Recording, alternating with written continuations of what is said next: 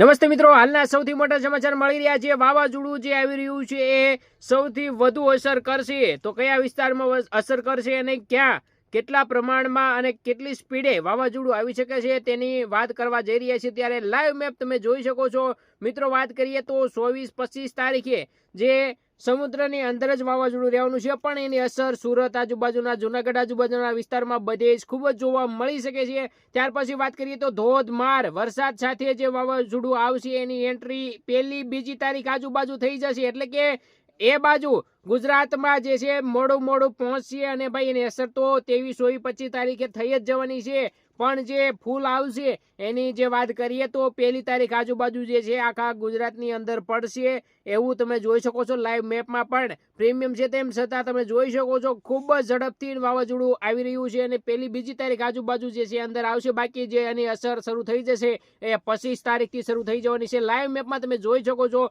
અને વેધરને લગતા સૌથી પહેલા અપડેટ જાણવા માટે આપણી ગુજરાતી ચેનલ સબસ્ક્રાઇબ કરી લેજો, કારણ કે દેશી ભાષામાં આપણે સમજાવતા હોઈએ છીએ। તો આપણી ચેનલને સબસ્ક્રાઇબ ન કરો તો જલ્દી સબસ્ક્રાઇબ કરી લો અને આ વિડીયોને વધુને વધુ શેર કરી દો। ટેન્શન લેવાની કાંઈ જરૂર નથી, વરસાદ જેટલો આવે એટલો સુરત બાજુ, જુનાગઢ બાજુ 12 થી 15 ઇંચ જેટલો વરસાદ પડવાની સંભાવના દેખાઈ રહી છે। જો કે ગુજરાતના બધા ભાગમાં, મોટા ભાગના વિસ્તારમાં વરસાદ થઈ શકે છે। તો હાલ વાવણી પણ થઈ જશે અને બે રીતે કામ આવી જશે। તો વિડીયો જેમ બને એમ શેર કરજો। જય માતાજી।